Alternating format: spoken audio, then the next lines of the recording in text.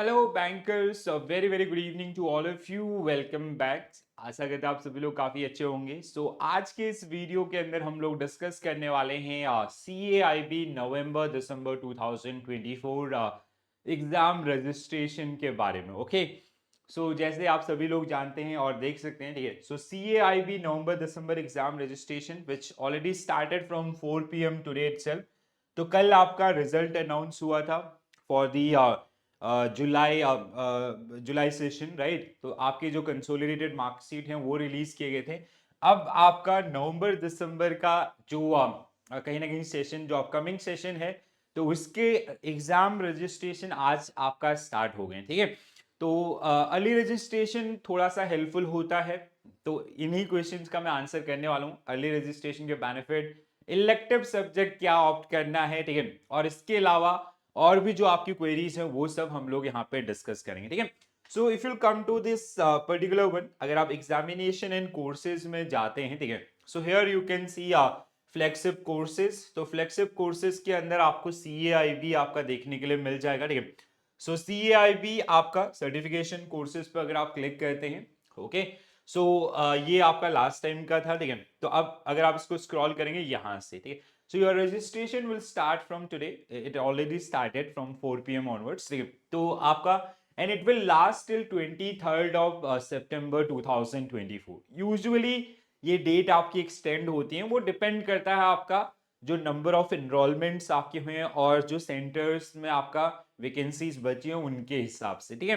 तो देखो, सबसे पहले तो मैं सबको यही सजेस्ट करता हूँ, go for early registration. Reason being like you'll like you can apply for the your nearby venue as well as your preferred time slot, ठीक है। टाइम स्लॉट कोई भी रखिए, ऐसे कोई ज्यादा इम्पैक्ट पड़ता ही नहीं है, ठीक है। मतलब एग्जाम लेवल के ऊपर आपका वो मॉर्निंग शिफ्ट में हो या फिर आफ्टरनून हो या इवनिंग हो, तीन आपका शिफ्ट में ये पेपर होते हैं, आप लोग जानते हैं GIB के अंदर। सेम आपका CAIB के अंदर भी आपको देखने के लिए मिलेगा, ठीक है।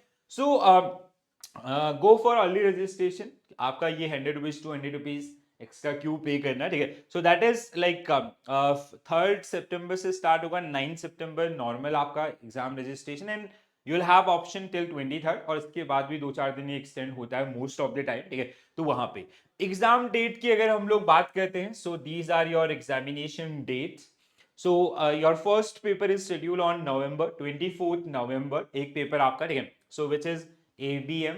देन आपका 1 दिसंबर आपका BFM, 8 दिसंबर आपका ABFM, एंड 14 दिसंबर आपका BRBL। अच्छी बात इस बार ये है कि यूजुअली क्या होता है, या आपका सेकंड सैटरडे या फोर्थ सैटरडे आपका पड़ रहा होता है, ठीक है, तो उसमें कहीं ना कहीं दो एग्जामिनेशन आपका बैक टू बैक होते हैं। बट इस बार आपके जो कहीं ना कहीं जो कंपलसरी सब्जेक्ट है उसमें आपका ये चैलेंज नहीं आएगा।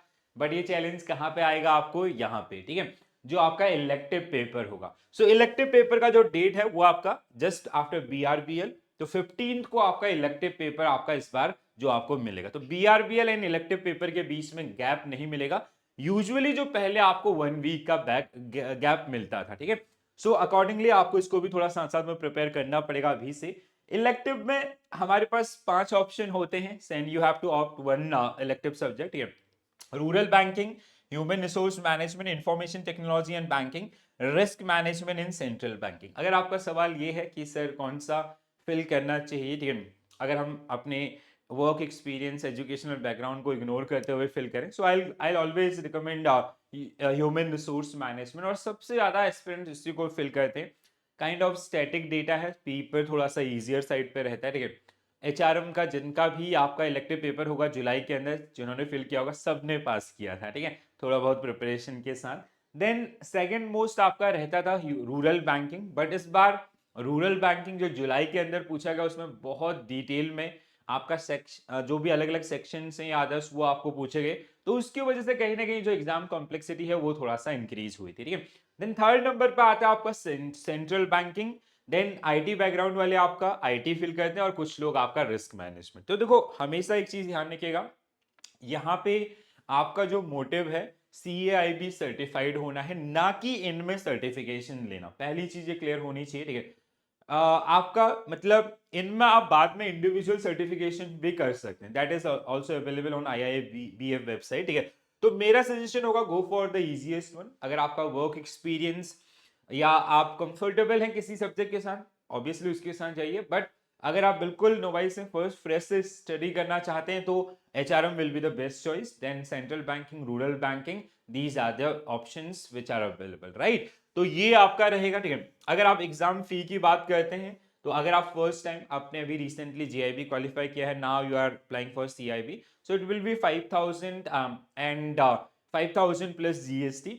जो लोग दूसरी तीसरी बार फिल करें फॉर 1300 प्लस जीएसटी।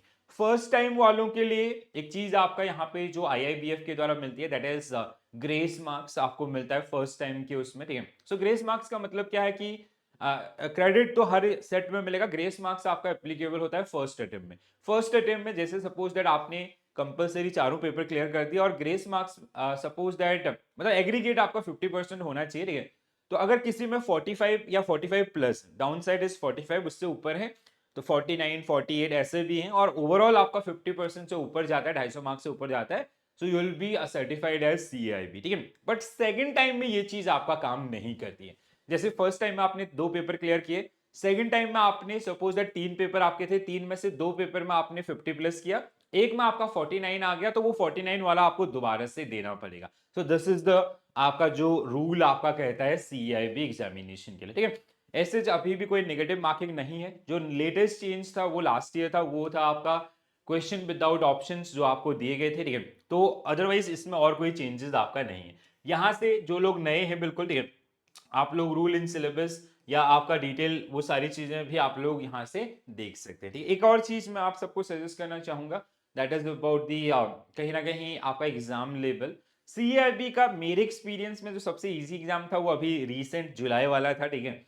बट ऐसा होता नहीं है यूजुअली। आपको सीआईबी में आपके फंडामेंटल्स, आपके कॉन्सेप्ट्स स्ट्रॉन्ग होना बहुत बहुत बहुत जरूरी है, तो उन पे ज्यादा से ज्यादा फोकस करें, ठीक है। अगर आप कॉन्सेप्चुअली स्ट्रॉन्ग होंगे तो कहीं ना कहीं आपके लिए काफी ज्यादा आसान हो जाएगा कि अप्लाइड बेस या केस स्टडीज को सॉल्व करना, ठीक है। तो इसीलिए हमने यूट्यूब पे आपका जैसे बीएफएम के ऑलमोस्ट 2 मॉड्यूल कंप्लीट हो चुके हैं, बीआरबीएल के आपका 1 मॉड्यूल कंप्लीट होने वाला है, ठीक है। तो इस तरीके से हम आपको आपका गाइड करते रहेंगे, रेगुलर बेसिस पे आपके साथ टच में रहेंगे। आप इन चीजों को पढ़िए, बहुत हेल्प करेंगे, बिलीव मी गाइस, आने वाले समय में, ठीक है। थोड़ा थोड़ा टाइम निकालें अभी से, क्योंकि बहुत कम टाइम अब आपका बचा है, ठीक है। अराउंड 70 डेज का टाइम आपके पास है, और इस टाइम को बेस्ट यूटिलाइज कीजिए, ठीक है।